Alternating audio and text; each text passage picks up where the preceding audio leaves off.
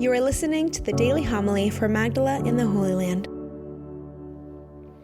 The Lord be with you. And with your spirit. A reading from the Holy Gospel according to Luke. Glory to you, O Lord. Great crowds were traveling with Jesus, and he turned and addressed them. If anyone comes to me without hating his father and mother, wife and children, brothers and sisters, and even his own life, he cannot be my disciple.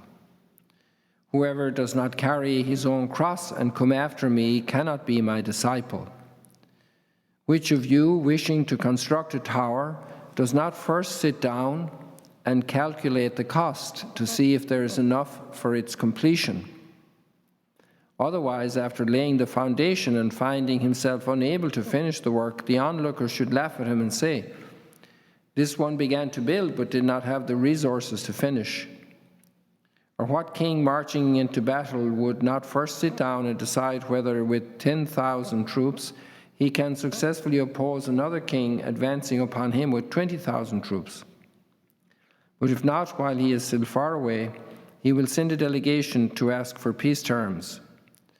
In the same way, every one of you who does not renounce all his possessions cannot be my disciple. The Gospel of the Lord. Praise to you, Lord Jesus Christ.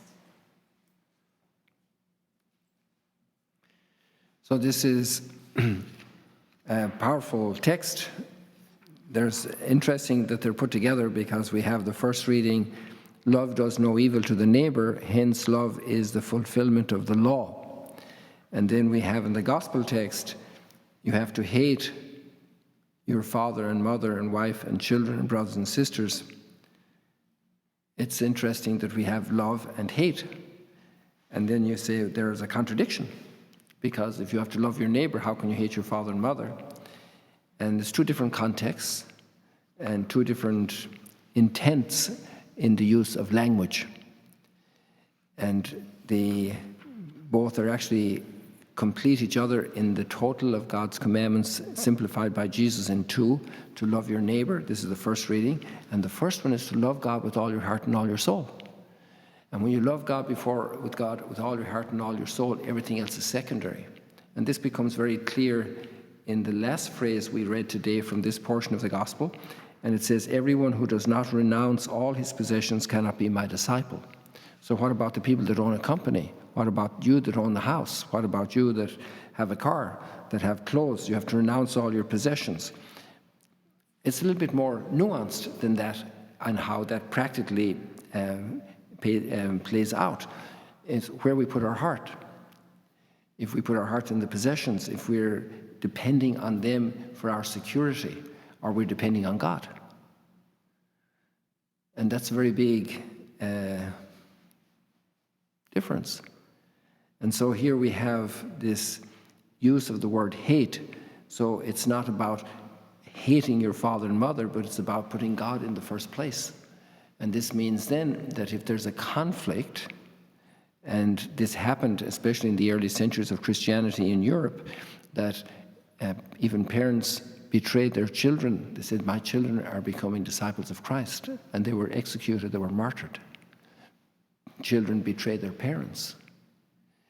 And this is obviously then hating your father and your brother and your sister. But to go the way of Christ, even if your parents do this, even if your siblings do this, to follow Christ, this is the criteria that we are putting God's call in our lives in first place. The whole passage is filled then from the beginning to the end. We already commented both the beginning and the end. And so we have, he who does not carry his own cross cannot be my disciple. Even to forfeit one's own life.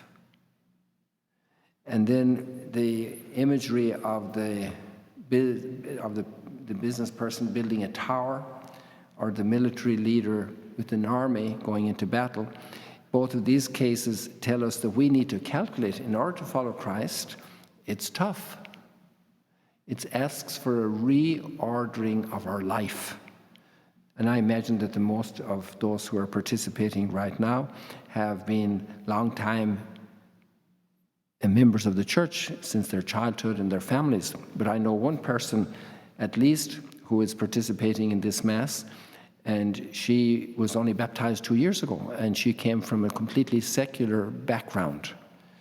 So it's a whole new discovery of Christ. And that's a new challenge to get into this. So before she became Christian, there was another style of life in the world, and I renounced the other style of life to accept the Christian style of life. And sometimes that transition is with steps going up a stairs. It's not smooth. There can be a bit jerky, a bit jumpy. And we have a lot inside pulling us back, and we have the attraction of Christ pulling us forward. And how to allow my mindset to be transformed by the gospel and the encounter with Christ. But it's not only the one that comes in as adult after many years living a life without Christ, it's also about all of us who have received Christ since we were children, because there are lots of parts of us that haven't been transformed by grace. There's still a lot of work to do in our lives to think with Christ. And maybe also we have allowed a lot of the world to seep in through entertainment that we enjoy, indulge in, that's not according to Christ and the gospel. Ideas in the world that are not according to Christ and the gospel, attachments. All of this is a big challenge. And then Christ saying, if you want to follow me, it's this way. It's very tough. It's to love God with all your heart and all your soul, and even to be able to forfeit your life. That means you put everything else in a secondary value level. And that's the meaning of the word hatred in this context. Blessed the man who is gracious and lends to those in need. This is the happiness when all of the gifts we have received, we have seen this in some readings like a few days ago last week, it's all the gifts we have received are to be gifts to be handed on. Gifts are something that flow through us, not something we hold. The gifts we've received are for blessing for others. And that's a transformation of life outlook, because many times it's very natural for us that anything people give us, we want to hold on. That's mine. Just watch little children at Christmas time when they get their presents. Nobody can touch their gift if they're a certain age. And maybe that behavior continues in our life as adults, that we take a possession of things, let's say our own health, and we enter into a crisis of faith in God because our health fails. Whereas Job had great maturity. He said, the Lord gives and the Lord takes. The blessings come and flow through us. And the big blessing of people around us are for loving, to love people, to give them ourselves, to give them the gifts we have. You should love your neighbor as yourself. Love does no evil to the neighbor. Love is the fulfillment of the law.